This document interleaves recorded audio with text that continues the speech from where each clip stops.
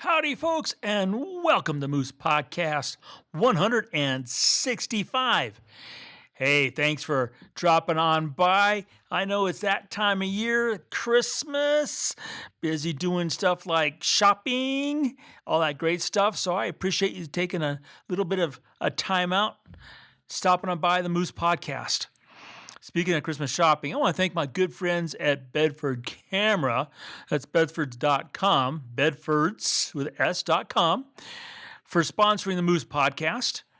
They are doing a great job. In fact, some of the things under the tree, I better not say too much because some people who listen and have some stuff underneath my tree. So anyway, Bedford's is taking care of my Christmas wishes. I know they will for you as well.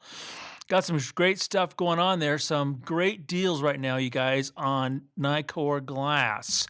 Really good stuff. And remember, not only do you get that deal, but as you check out, you put in Moose, M-O-O-S-E, in that discount code. You're going to get another 5% off and free shipping. And for most states, well, no sales tax. So you might have some money left over to give yourself a Christmas gift. So check out bedfords.com. Let's get right into the Moose Podcast. What's scale? Now, I'm not talking about singing, not talking about things on fish.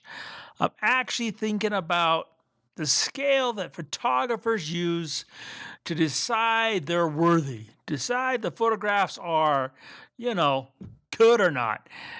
Decide if they're for the marketplace. I am really surprised how many photographers, and you could be one, there's a lot out there, who look at their photographs and they listen to a lot of people decide whether they are worthy, good or not, without really thinking it all through. The old proof is in the pudding. A lot of photographers seek advice, and that's really smart because especially when you're starting out, you want to have some qualified voices kind of give you some direction. Things you're doing correctly that you want to continue on, things you're doing incorrectly that you want to stop immediately. The problem is a lot of photographers go to others for advice and they don't really know the qualifications of the people they're seeking advice from. And a lot of those people aren't in the position to be giving advice. That's kind of human nature though, right?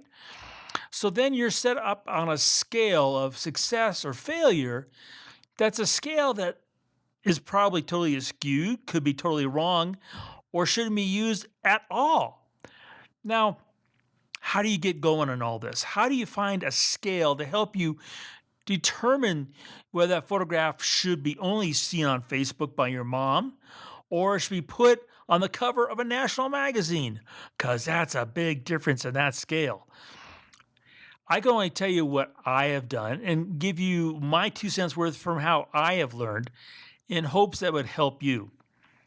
There are people out there who are not photographers, not by trade. Most of them, are probably just smart device photographers anymore, who are experts at this photography thing when it comes to looking at a photograph and saying thumbs up, thumbs down. But more importantly, they are able to say why it's thumbs up or why it's thumbs down so you can improve your photography. These are the group of people that I have really worked with for 40 years and have bugged the bejiggers out of to find out and pull out all that information they have learned over the decades to help me become better. And that's photo buyers, photo editors, editors at magazines, people who really know their trade, who have no skin in the game other than the fact that they have to make their boss happy, that the image on that page is telling the story and making you, the reader, want to flip the page so the advertiser gets his due eye time of, you're looking at that page.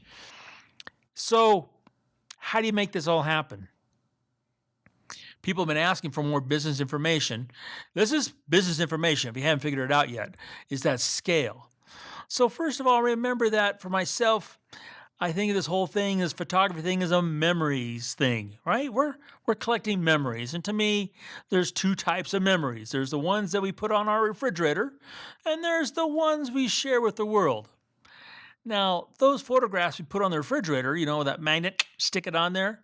That's the one that everybody in the house knows the inside story behind that photograph. That photograph is just a reminder in the mind and the imagination and the experience from that moment that they took that photograph. Well, everybody who knows the inside story sees a photograph and it's all relived. You don't have to sit there and dot all the I's and cross the T's. You know all this stuff because you were there. The other set of memories, well, totally different. These are ones where you have to tell the whole story because the viewer wasn't there. You have to, with that photograph, tell a story, engage their passion, grab heartstrings, and pull them through the entire photograph, leading the eye around the whole frame. And in that becomes the story and becomes the message and becomes your memory being shared with everyone. And that's the first big scale you need to think about is that photograph, the inside story, or you see that little, whatever it is. I mean, a lot of photographers show me this photograph and they go, oh, look, there's a sparkle in this water. That's 1 pixel by 1 pixel on this 24 by 30 print that you're supposed to have seen this sparkle. Or this splash of water, or this, this little feather, or these little minuscule things that you understand, but nobody else does. Yeah, those are the kind of things that go on the refrigerator. Then there's the much bigger, grandiose, big idea photographs that, you share. So your first scale has to be deciding what kind of memory do you have, okay? You have one you go on the refrigerator or one you're going to share. So the ones you're going to share are the ones that you really want to keep working on because that's the ones that are going to propel your photography and your business forward if that's the case.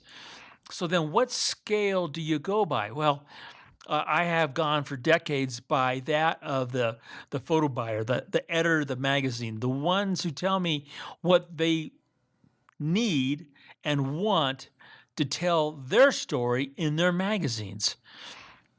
Now, when they say, we need this, that, and the other, they don't say little things like, I need your files to have keywords, okay? I don't need branches to filling up the sky to frame it. They don't communicate that way. They actually are pretty, what to me would be just friendly conversation. To most people, it would be brutal. It's merciless. It's wring your hands, grab the box of Kleenex and hold on tight because here comes a reality check. That's just how it works. And I say real quick, pretty much sucks. Or, yeah, that kind of works. And of course, what's the highest compliment you get? That's when it goes cha-ching in the old bank account. Okay, that's when you've moved the ball forward. But you have to what? You have to get your photographs in front of them. And you do that by what? You take big risk. You don't follow most of the advice you find on the web or in magazines because it's really incomplete. My favorite to pick on is to send a query letter, as if people who buy photographs for a living are going to be able to tell from the words you write that you're a great photographer and you should be, working for them. Seriously? I mean, have you read my blog? Okay. And yet I'm published a lot. So maybe that query letter and word thing, it's, yeah, okay. But, that photograph being put in front of them, okay, that's how you get their attention. That's how you start getting feedback. How do you get your photograph in front of them? Okay, so you start understanding the scale that really, if you look at myself and my peers, we're still out there getting our stuff on the printed page because those people that buy them are such great teachers of good photography. How do you get that in front of them? It's not on the computer monitor on Instagram or on a blog or a website. You do that by you reaching out to them. You actually reach out and touch them. There's a thing out there.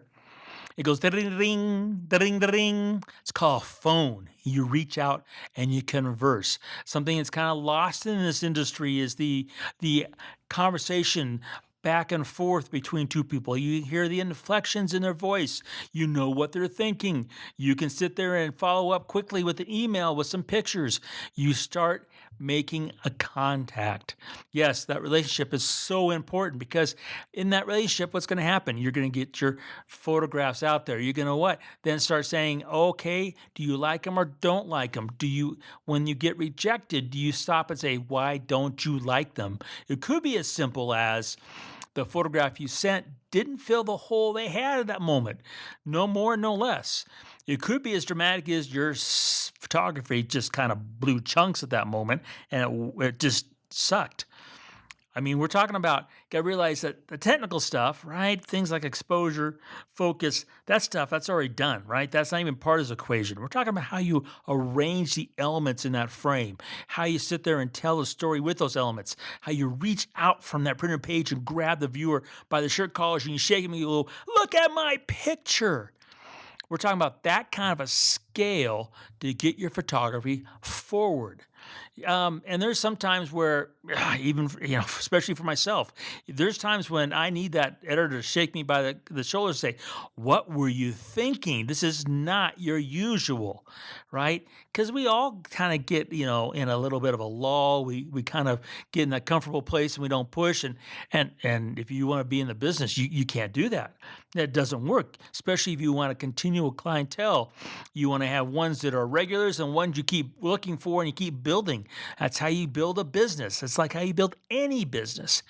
And to do this, you've got to have a scale to start with to say it goes on the refrigerator, it goes out to the world. And the people you need to learn that from are really not other photographers, because most photographers are still trying to figure this out for themselves. How can they really help you? They can give you some suggestions. They can maybe point you in the right way. But if that photographer you're working with has not been in the editorial marketplace, they just don't have that experience, that reference point, that going down in flames, or that, glorious big check for that cover of a magazine. Those give you the scale to move your photography forward. And that's so important. Just to remind you, a couple podcasts ago, I talked about when I started out in my first work with Nikon back in the 80s, and the gentleman who was there in charge of marketing. And he said Nikon's looking for three things, okay? They're looking for the photographer who's teaching, the photographer who's published, and the photographer who takes good photographs. If you don't remember that saying, go back to that podcast and find it and understand why, that published thing is so important, because it gives you a scale in which to say, this is my strongest image, this is my weakest image. I think I should go with my strongest one. So think about that scale. Think about who you're getting that advice from, whether your photography is worthy or not. Think about what it is you want to do with that photograph. And in this process, every time you put that camera to your eye, you will become a better photographer. Don't expect monumental quantum leaps in improvement, because you got to remember that as you get better, it gets even harder to get better, because you've knocked out all the simple stuff. No, it's the little stuff that you have to deal with. And one of that is understanding the scale in which you're making a judgment call, whether that photograph is for the refrigerator or the rest of the world. Thanks again for tuning in. Christmas is a couple weeks away. I hope you're out there making those memories, all kinds of them, and sharing them with everybody, and remembering that every time you click, make it your story.